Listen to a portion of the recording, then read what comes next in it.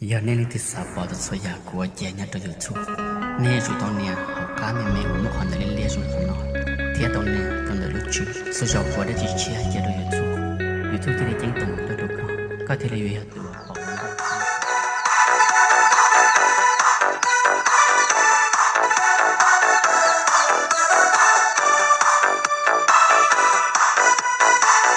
dưa hấu thì ngon nhưng ta tránh nhé khi ăn thịt dê nè, tỏi khi ăn trúng trứng vịt thì ta trúng độc là phải đi cấp cứu.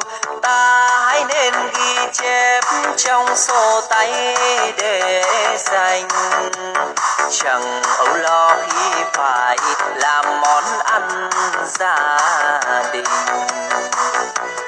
Ba tuy là ngon bổ béo, nhưng ta nên tránh khỏi rau rền. Ba nấu món thật nhiều, có lý do gì phải nấu rau sam, khoai lang phải tránh mận đào. Cua cá thì không ăn khi rắn cắn, sẽ chết ngay không thể đâu ngờ. Mật ong chung với sữa đậu nành, đao lưỡi từ thần kề ngay trước mắt. Không nấu rau kinh giới, xen cùng chung thịt gà.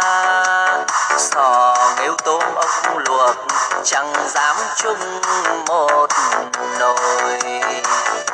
Chớ nấu thịt gà chung rau cải nhé, xa anh thịt chó với lại nước chè. Ai ơi ghi rõ mọi điều, ăn uống ta đừng trộn lẫn lung tung. Ung thư vì món ăn mà. Cua hến thì không cam chanh ớt nhé, trứng ông chung tỏi độc chết người.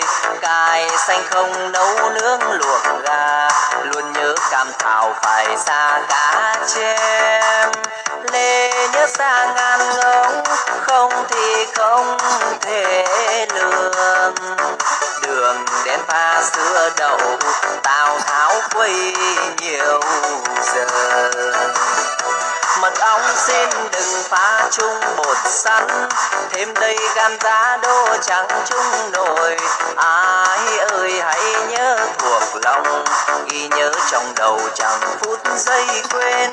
Tránh xa nhiều món chết người, nhớ xe bài này cho khắp nước.